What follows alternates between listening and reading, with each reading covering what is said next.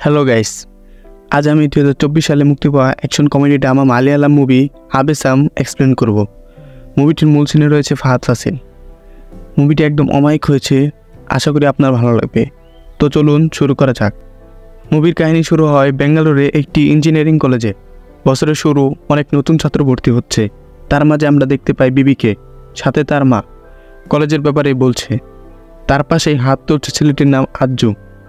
আমরা বুঝতে পারি তারা একে অপরকে আগে থেকেই চিনে। কথাবার্তা শেষে তারা ভিতরে চলে যায়। ক্যামেরা অ্যাঙ্গেল ঘোরালে আমরা দেখতে পাই শুধু তারাই না, আজ বহু ছাত্র নতুন স্বপ্ন নিয়ে এসেছে কলেজে। অতঃপর ফর্ম পূরণ, ছবি উঠানো, ইউনিফর্মের জন্য নাম দেওয়া, মানে যা যা করা লাগে করছে। এখানে ম্যাডাম বলছে হোস্টেলে উঠতে হলে কি কি করতে হবে। তখন আমরা দেখতে পাই বিবি ও আজ্জুর প্যারেন্টসকে এক লোক এসে বলছে, হাই, আমি এখানকার কেরানি। আসলে আমি কলেজের হোস্টেলের সম্পর্কে কিছু বলতে এসেছি। সত্যি বলতে কি, কলেজের হোস্টেলে তেমন পড়ালেখা হয় না। যদি বাচ্চাদের পড়ালেখা করাতে চান তাহলে পাশেই একটি হোস্টেল আছে, নাম পিকে।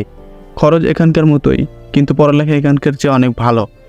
প্যারেন্টসরা একটু চিন্তাভাবনা করে রাজি হয়ে যায়। পরের সিনে আমরা দেখতে পাই তারা হোস্টেলে চলে এসেছে। এখানে কেরানিও ছিল। আসলে হোস্টেলটা কেরানির নিজেরই। ছাত্র পাওয়ার জন্য ভুলভাল বুঝিয়ে ছাত্রদের এখানে নিয়ে আসে। ব্যাগ রাখার সময় পরিচিত হয় সান্তোষের সাথে। বিপি সান্তোষকে তার মার সাথেও পরিচয় করিয়ে দেয়। রাতে আমরা দেখতে পাই আজ্জু ফোনে কাকে যেন বলছে, আরে বেঙ্গালুরু এসেছি, একটু মাল না খেলে কি চলে? এটা শুনে সবাই এভাবে তাকিয়ে থাকে, মানে তারাও রাজি। তো কি মিয়া বিবি রাজি? ক্যা করে ক্যা কাজি। কলেজের কেরানি বলে পাশে একটি মালের দোকান আছে, আমার কথা বলে ডিসকাউন্ট দিবে। তো কিছুক্ষণ পরে আমরা দেখতে পাই এটা কোনো কলেজের হোস্টেল না, এটি একটি বারে পরিণত হয়েছে। মানে সবাই একেবারে মজা মাস্তিতে ডুব দিয়ে দিয়েছে। তো যাই হোক, পরের সিনে আমরা দেখতে পাই কলেজের সিনিয়ররা জুনিয়রদের র্যাগিং করছে। তবে সেদিনের মতো বিবি ও তার বন্ধুরা ছাড়া পেয়ে যায়। কিন্তু প্রতিদিন তো আর এভাবে ছাড়া পাবে না, তাই শান্তোষ ইউনিফর্মের খবর আনতে যায়। কারণ ইউনিফর্ম থাকলে হয়তো বা সিনিয়ররা কিছু বলবে না। তো সেদিন কলেজ থেকে ইউনিফর্ম দেওয়া হয়। ইউনিফর্ম নিয়ে কলেজের ক্যাম্পাসে আসলে পিকে হোস্টেলের এই ছেলেটিকে সিনিয়ররা ডাক দেয়। রাতে যখন সবাই একসাথে আড্ডা দিচ্ছিল তখন ওই ছেলেটি আসে আর বলে, সিনিয়ররা আমাকে অনেক মেরেছে। তখন পাশের একটি ছেলে বলে, তোকে যা করতে বলেছিল তা করতি। ছেলেটি বলে, আমি করেছিলাম, তবু আমাকে মেরেছে। তখন একটি ছেলে বলে, এদের নামে কেস করে দিই।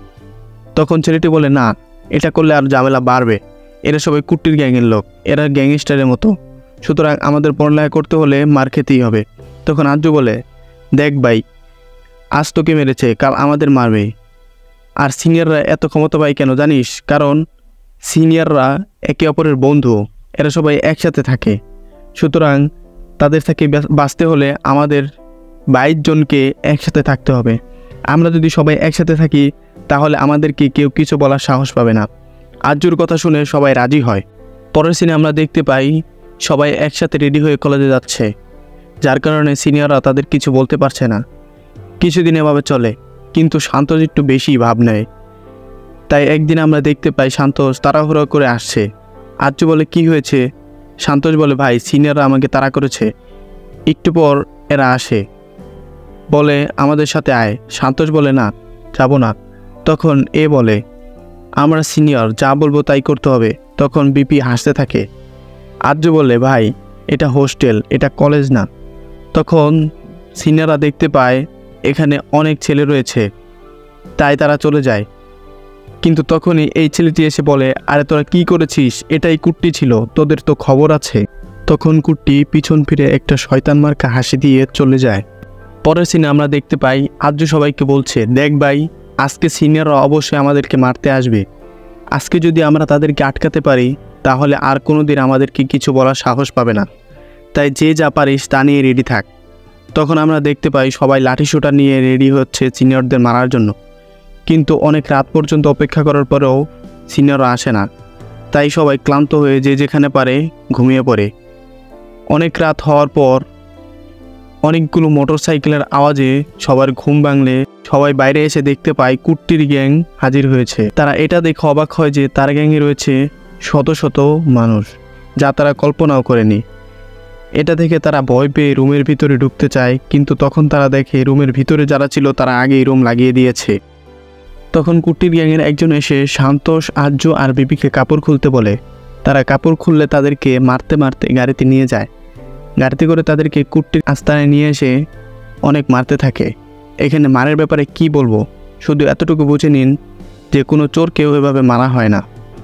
মারার এক পর্যায়ে তাদেরকে খেতে দেওয়া হয়। তখন কুট্টি বলে, দেখ ভাই, আমরা তোদেরকে আর কিছুই বলবো না, কিন্তু শর্ত হলো আমরা যা বলি তাই করতে হবে। এতে সান্তোষ খুশি হলেও আমরা দেখতে পাই আর্য ও বিপির আগে ফুলছে। তখন তাদেরকে এক পর্যায়ে ছেড়ে দেওয়া হয়। আমরা দেখতে পাই বিপির মা বিপিকে বলছে, কাল থেকে ফোন করছি কিন্তু তোর ফোন বন্ধ কেন? তখন বিপি কান্নাচাপা কণ্ঠে বলে, মা, পড়ার জন্য বিজি ছিলাম তাই ফোন ধরতে পারিনি। ফোন রাখলে আমরা দেখতে পাই বিপি বাচ্চাদের মতো কাঁদছে আর বলছে, ভাই, আমার মাও কোনোদিন আমাকে এভাবে মারেনি, আর ওরা তো খালি গায়ে। তখন আর্য বলে, দেখ, ওদেরকে এভাবে ছেড়ে দিলে চলবে না, আমরা ওদেরকে মারবো। সান্তোষ বলে, এসবের আর কি দরকার, ওরা তো বলেছে আমাদেরকে আর কিছু বলবে না। তখন বিপি বলে, না, ওদেরকে এভাবে ছেড়ে দিলে চলবে না, ওদেরকে মারবো। আর্য বলে, দেখ ভাই, ওরা এখানকার লোকাল পোলাপান, ওদেরকে মারতে হলে আমাদের লোকাল সাপোর্ট প্রয়োজন। এটা শুনে সান্তোষও রাজি হয়ে যায়। পরের সিনে আমরা তিনজনকে একটা বারের সামনে দেখতে পাই।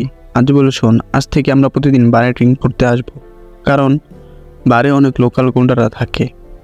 আমরা কোনো লোকাল গুন্ডা থেকে তাদের সাথে বন্ধুত্ব করে নেব, যাতে তাদেরকে দিয়ে আমরা সিনিয়রদের শিক্ষা দিতে পারি। এটা প্ল্যান করে তারা বারের ভিতরে যায় এবং একটা গ্যাংয়ের সাথে কথা বলে। লোকগুলো প্রথম তাদেরকে গুরুত্ব দিলেও খাওয়া দাওয়া শেষ করে তাদেরকে বিল ধরিয়ে দিয়ে চলে যায়, কথাও বলে না। এভাবে তারা প্রতিদিন বারে ড্রিঙ্ক করতে আসে, কিন্তু তেমন কোনো লাভ হয় না। আর এদিকে তাদের টাকাও ফুরিয়ে যায়।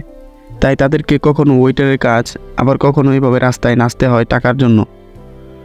পরের সিনে আমরা দেখতে পাই তারা ময়ূরী নামে একটা বারের সামনে এসেছে। তখন আর্য বলে, শুনেছি এই বারের মালিক নাকি অনেক পাওয়ারফুল, তাই আমাদের কাজ হলো তার সাথে বন্ধুত্ব করা। বারের ভিতরে এসে অনেক খোঁজাখুঁজি করে তারা বারের মালিককে পায়। তখন তারা তার সাথে কথা বলতে চায়নি, তার বডিগার্ড তাদেরকে ধাক্কা দিয়ে সরিয়ে দেয়। অনেক চেষ্টার পরও কাজ না হলে তারা হতাশ হয়ে ওয়াশরুমে ফ্রেশ হতে যায়। সেখানে গিয়ে দেখে অনেক ভিড়, কিন্তু কী করার, হালকা তো হতেই হবে। তাই অনেক কষ্টে সিরিয়াল পায়। বিবি যখন হালকা হচ্ছিল তখন বিবিকে পিছন থেকে একজন বলে, লাইটার হবে? বিবি রেগে গিয়ে বলে, দেখছো না হালকা হচ্ছি। তখন সে এভাবে বিড়ি ধরিয়ে নেয় আর বিবিকে বলে, তোমরা তো ছোট, কলেজের মনে হচ্ছে।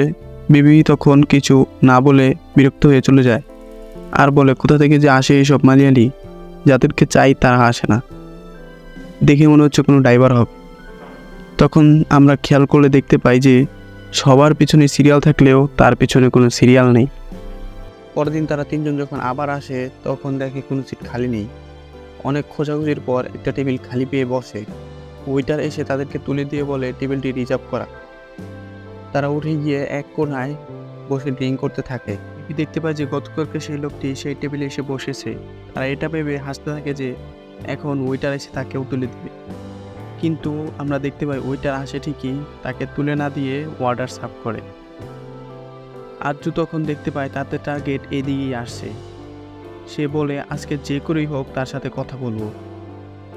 তখন তারা দেখতে পায় যে বারের মালিক এসে তার সামনে মাথা নত করছে আর সে হাতের ইশারায় তাকে যেতে বলছে। তখন তারা অবাক হয় এবং বুঝতে পারে যে এটা সাধারণ কোনো লোক না, এটা বড় কোনো লোক। আর্য বিবিকে বলে ওই লোকটির সাথে গিয়ে কথা বলতে। বিবি রাজি না হলে জোর করে পাঠায়। বিবি তখন ভয় ভয়ে গিয়ে লোকটির থেকে লাইটার চায়, কিন্তু লোকটি খুব সাধারণভাবে লাইটার দিয়ে দেয়। তখন লোকটি বিবিকে দেখে বলে, আরে ছোট, তুই আমাকে চিনেছিস? ওই যে বাথরুম, লাইটার। বিবি থতমত হয়ে বলে, হ্যাঁ ভাই, চিনেছি। তখন লোকটি বলে, বস, কথা বলি। বিবি বলে, আমার বন্ধুরাও আছে। লোকটি তাদের দুইজনকেও ডাক দেয় আর সবার সাথে পরিচয় হয়ে বলে, আমি রাঙ্গা। পরিচিত হওয়ার পর বলে, আচ্ছা ঠিক আছে, আজকে একটা কাজ আছে, কাল কথা বলি। চিয়ার্স করতে গেলে দেখে গ্লাসে মাল নেই। ভাই অর্ডার দিতে গিয়ে টেবিলের উপর এভাবে বাড়ি দিয়ে চিৎকার করলেই সবাই হাতিয়ারে নিয়ে এসে বলে, ভাই কী হয়েছে, কী হয়েছে, একবার বলেন ভাই, ছিঁড়ে রেখে দেবো। তখন রাঙ্গা বলে, আরে তেমন কিছু না, আমি অর্ডার দেবো আর কি। তখন সবাই এটা শুনে হাসতে থাকে। আমরা দেখতে পাই আর্য চোখের ইশারায় বলছে, যাক, আমরা যাকে খুঁজছিলাম তাকে পেয়ে গেছি। পরের দিন রাঙ্গা তাদের জন্য অপেক্ষা করছিল। তখন তারা আসলে তাদেরকে তার সাথে বসায় আর তার ডান হাত আম্বারকে তাদের সাথে পরিচয় করিয়ে দেয় এবং সকলের সাথে পরিচয় হয়। পরিচিত পর্ব শেষে ফুল মাস্তিতে ডিং করে তাদের সাথে নাচতে থাকে। তাদেরকে দেখে রাঙ্গা বলে, আম্বান, আমার এসব ছেলেদেরকে দেখে কলেজ লাইফের কথা মনে পড়ছে। আম্মান বলে, ভাই আপনি তো কোনোদিন কলেজেই যাননি। তখন রাঙা বলে, ওরা আবার কখন কলেজে যায়? মানে এরা সারা রাত মাস্তি করে আর সারাদিন কলেজে গিয়ে ঘুমায়। তো এভাবে তারা রাঙার গ্যাংয়ের সাথে একেবারে মিশে যায়। একদিন শান্ত জিজ্ঞেস করে, আচ্ছা ভাই তুমি এত বড় গ্যাংস্টার কীভাবে হলে? রাঙা আম্বানকে তার গল্প বলতে বলে। আম্বান বলে, ভাই যখন স্কুল লাইফে পড়তো তখন একটা জুসের দোকানে কাজ করতো। জুসের দোকানদার রাঙা ভাইয়ের কাজিন ছিল, তাই রাঙা ভাই তাকে আপন ভাইয়ের মতো মনে করত। কলেজের জন্য জমিয়ে রাখা টাকা দোকানের মালিকের কাছে জমা রাখলে সে ওই টাকা দিয়ে একটা কোম্পানির শেয়ার কিনে। কিছুদিন পর ওই কোম্পানি ডুবে গেলে রাঙা ভাইয়ের আর কলেজে ভর্তি হওয়া হয় না। কিন্তু ভাইয়ের কপাল ভালো ছিল। কিছুদিন পর ওই কোম্পানি আবার উপরে উঠে পড়ে। ভাইয়ের ইনভেস্ট 40 গুণ বেড়ে যায়। বিবি আদ্রুকে বলে, এটা আবার কোনো গ্যাংস্টারের গল্প নাকি? বাসায় ফেরার সময় আম্বান তাদেরকে বলে, রাঙা ভাইয়ের কাজিন সেই টাকা দিয়ে বেঙ্গালুরুরে একটা পরিত্যক্ত জায়গা কিনে। বিবি নামতে নামতে বলে, ভাই গল্প কি এভাবেই চলতে থাকবে? আম্বান বলে, তোরা মনে হয় বোর হয়ে যাচ্ছিস। গল্পে ধামাকা চাই তো? আচ্ছা ঠিক আছে, কালকে শোনাবো। পরের দিন কাহিনী বলতে থাকে। আম্বান বলে, ভাই একদিন দোকানে কাজ করছিল। কিছু গুন্ডা সেখানে এসে অন্য দলের সাথে ঝামেলা করতে চায়। প্রথমে ভালো করে বুঝিয়ে দেয় যে এখানে ঝামেলা করা যাবে না, কিন্তু তারা শোনে না, হাতিয়ার বের করে। তাই ভাইও তাদেরকে মারা শুরু করে। আর সেদিনই প্রথম রাঙা ভাইয়ের সাথে রেড্ডির দেখা হয়। রেড্ডি ছিল তখনকার লোকাল গ্যাংস্টার। রাঙা ভাইকে দেখে রেড্ডি পছন্দ করে ফেলে আর তাকে কাজে নিয়ে নেয়। রেড্ডি ভাইকে একটা হাতিয়ার গিফট করে। এই হাতিয়ার ভাইয়ের কাছে থাকলে সামনে শত শত গুন্ডাকেও ভাই খেয়ে দিতে পারে। কাহিনী শুনে সবাই অনেক অবাক হয়। পরের দিন রাতে সবাই মারামারি করার জন্য রেডি হচ্ছিল। তখন তারাও যেতে চায়, তাই আম্বান রাঙা ভাইয়ের কাছ থেকে অনুমতি নিতে গেলে রাঙা ভাই বলে, না, ওরা এখানে পড়ালেখা করতে এসেছে, মারামারি করতে না। পরের দিন আম্বান কাহিনী বলে যে রেড্ডির দলে যোগ দেওয়ার পর ভাইয়ের নাম ডাক ছড়িয়ে পড়ে। তখন ভাইয়ের মা ভাইকে বলে এসব ছেড়ে দিতে, আর না হলে সে তার সাথে থাকবে না। ভাই সেদিন কিছুই বলে না, চুপ ছিল, কারণ সিদ্ধান্তটা অনেক কঠিন ছিল। কিন্তু তবুও রেড্ডি ভাইকে সব খুলে বলে আর রেড্ডি ভাই তাকে ছেড়ে দেয়। এরপর ভাই নিজেই এসব শুরু করে আর দেখতে দেখতে রাঙ্গা ভাই হয়ে যায়। এসব শুনতে শুনতে তারা বোর হয়ে গেছে, তাই ভাবছে কিভাবে কি করা যায়। তারা যে কারণে এসেছিল সে কাজ কবে হবে? আজ্জু বলে, বাদ দে, ফ্রিতে দারু কাবাব পাচ্ছিস, খেয়ে নে। রাঙা ফোন করে বিপিকে বলে, কিরে তোরা না মারামারি দেখতে চেয়েছিলি, চলে আয়, আজ রাতে মারামারি হবে। তারা চলে আসে ভাইয়ের বাড়িতে। সন্তোষ ভাইয়ের এত বড় বাড়ি দেখে আম্বানকে জিজ্ঞেস করে, ভাই তুমি তো বলেছিলে ভাইয়ের কাজিন সব টাকা একটি পরিত্যক্ত জমি কিনে শেষ করে ফেলেছে, তাহলে ভাইয়ের এত কিছু কিভাবে হলো? তখন আম্বান ভাই বলেছিলাম না ভাইয়ের কপাল ভালো, যেই পরিত্যক্ত জায়গা ভাই কিনেছিল এখন বেঙ্গালুরুরে আন্তর্জাতিক বিমানবন্দর সেই জায়গায়। এটা শুনে তারা অবাক হয়, কারণ তাহলে তো ভাই এখন কোটি কোটি টাকার মালিক। ক্যামেরা ভাইয়ের ঘরে আনলে দেখতে পায় ভাই খুব মাস্তিতে আছে। রাতে মারামারির সময় তারা খেয়াল করে ভাই কাউকে মারছে না, দূর থেকে খালি মারতে বলছে। বিপি জিজ্ঞেস করে, রাঙ্গা ভাই কাউকে মারছে না কেন? আম্বান বলে, ভাইয়ের মা ভাইকে এসব ছেড়ে দিতে বলেছিল। ভাই ছেড়ে দিত, কিন্তু ছাড়ার আগেই ভাইয়ের মা মারা যায়। তখন থেকে ভাই প্রতিজ্ঞা করেছে কাউকে মারবে না। মারামারি শেষে 3 জনকে যখন হোস্টেলে রাখতে যায় তখন একজন জিজ্ঞেস করে বিপিকে, এটা কে রে? তখন বিপি বলে, এটা আমার বড় ভাই।